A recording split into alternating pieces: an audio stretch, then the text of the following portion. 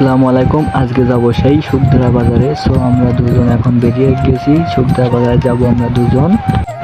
যাওয়ার পরে দেখি আবার এখানে আবার ইটও বিক্রি করে, এই যে বকুলতলার ভিতরে, সেখানেও একটু হালকা ভিডিও করলাম। সো যাই হোক, ভিডিও করার পরে আবারও আমরা রওনা দিয়েছি। অবশেষে আমরা কিন্তু সুস্থভাবে এই শুকদারা বাজারে চলে আসছি। তো সামনেই এই হলো গে শুকদারা বাজারের ব্রিজ। এই ব্রিজটা পার হলেই বাজার, ওপারেই একটা পরিস্থিতি হয়ে গেছে। দেখেন যে বাজারের ভিতরে আইসি ঠিক আছে, কিন্তু এমন এমন লোক আসতেছে সামনের মাথায়, হাঁটতেও পারতেছি না ঠিক মতন। দেখেন সবকিছু ইনশাল্লাহ অল্প অল্প করে ঘোরায় দেখাবো আপনাদের সবাইকে। অন্য এখানে বৌদি কি বিক্রি করে।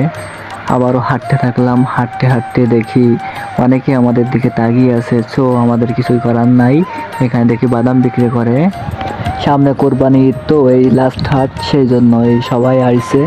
তো এখানে দেখতে পাচ্ছি যে ওরে বাপরে বাপ, সামনে তো অনেকই মানুষ। এখানে অনেক প্রকারের জিনিসপত্র নিয়েই বাজারটা হচ্ছে।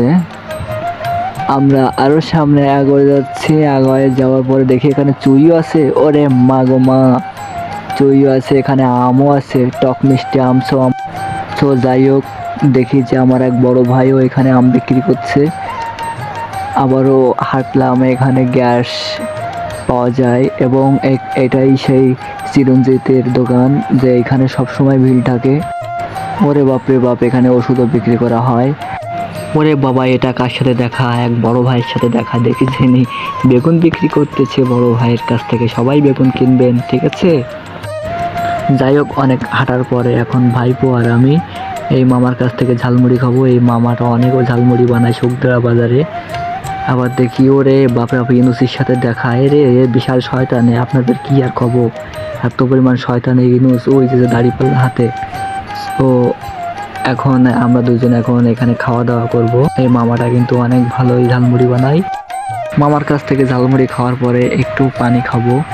এখানে লেবুর রস বানাচ্ছে, এই মামাটাও কিন্তু অনেক ভালোই লেবুর রস বানায়। সো আমরা এখন লেবুর রস খাবো এখান থেকে। ভাইপো বলতেছে ধর কাকা তুই আগে খা। সো আমি আগে খেয়ে নিলাম, কারণ আমার অনেক পিপাসা পেয়েছে। তো আমার খাওয়ার পরে ভাইপো খাচ্ছে, ভাইপোরও অনেক পিপাসা পেয়েছে।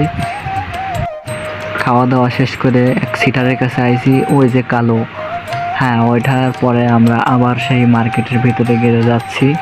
এবার দেখি মার্কেটের ভিতরে যে এমন মেয়ে ছেলে ফেলে আর কি আর কমো, এর ভিতরে যাওয়ার কোনো পরিবেশই নাই।